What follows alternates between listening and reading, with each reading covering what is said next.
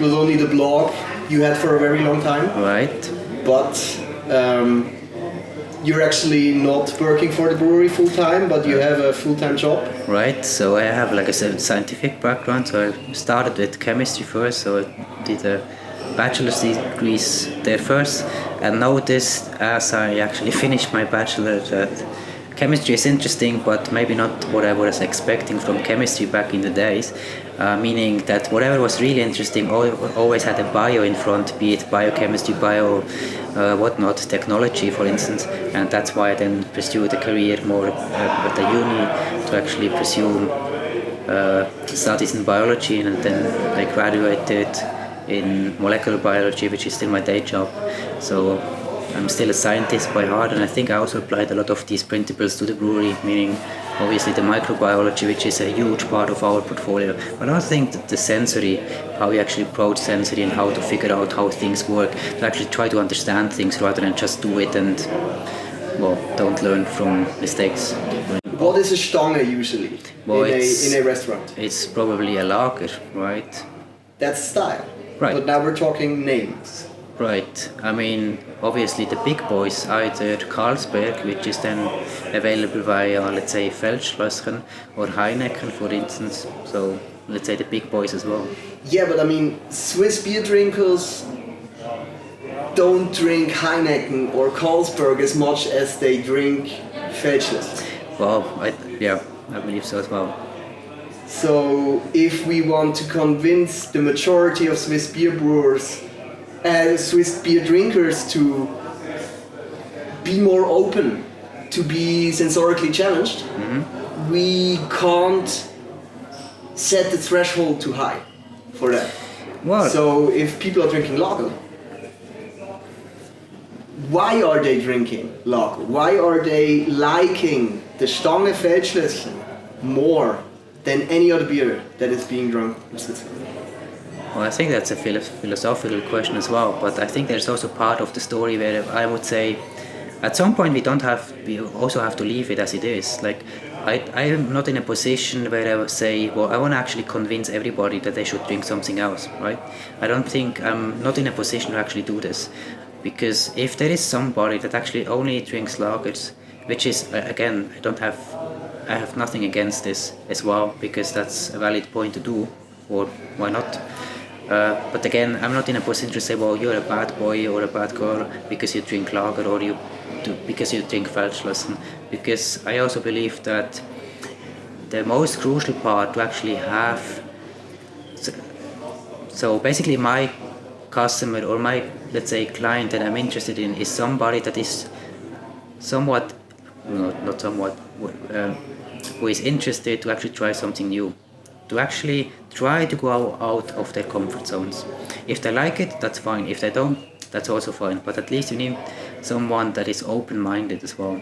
If a lot of people are not open-minded, I'm not trying to battle against this because I will only lose, right? Jonathan from Mikkello said something after I said about the threshold of changing from a Feldschlösschen lager to, for example, a hoppy lager. Yeah.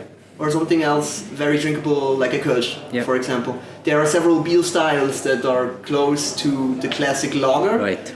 And it's still a very important decision for the consumer that he chooses a local... I mean, what is craft beer is the basic philosophical question here. How do we get people who drink Feldschlösschen Stange now to choose a local, independently owned brewery, to choose a more sustainable produced beer? And you said something very interesting today about with wines, it's much more common that every year, because it's based on local ingredients that are affected by seasonal changes. What the classic beer drinker wants is a beer that is always the same. Wow. And then you can drink as much of it as humanly possible. Right. How do we use that as a starting point to get somewhere where they're even happier? Not because it's theoretically more sustainable, but because it's sensorically the better beer, that now they're actually proud and happy with their choice of a local, sustainable, sensorically improved beer compared to. Right. And now you may open the can. I don't even know how to do this.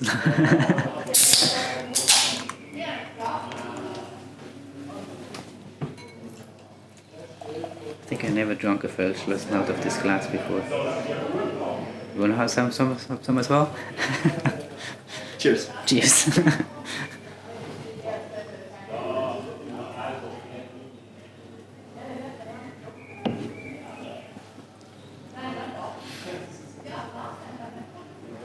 As a beer judge, which you are also certified as, how would you differentiate what you're sensorically experiencing? I mean, if I would have to judge it as a lager, it's really spot on, right? So you have the specific aroma that you would expect, which is somehow nothing, right? So really bland, which is again according to style, and as well as the malt profile is also quite according to style. There is a distinctive bitterness also present, which again, nothing wrong about it. It's really clean, easy to drink, no bips and bops which could actually make people, let's say, you can actually not offend anyone with this beer because there is nothing which is too much or too low.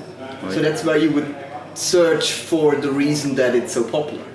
Is that it's actually something which everybody can agree on, that it's drinkable. Drinkability is something which is the first argument I hear from normal, usual beer drinkers when it comes to why they're drinking Feldschlo. Right. But again, I think if you want to have a hugely successful beer, you should actually make something that is really, like, let's say, digestive for the masses, right? So don't be too shy in terms of, don't be too strong on hops. Don't do too much in the malt, and nothing too much with yeast. Right? Yeah, but that's still a basic lager that you're describing. So again, it's stiltreu. according to style. According to style. Yeah.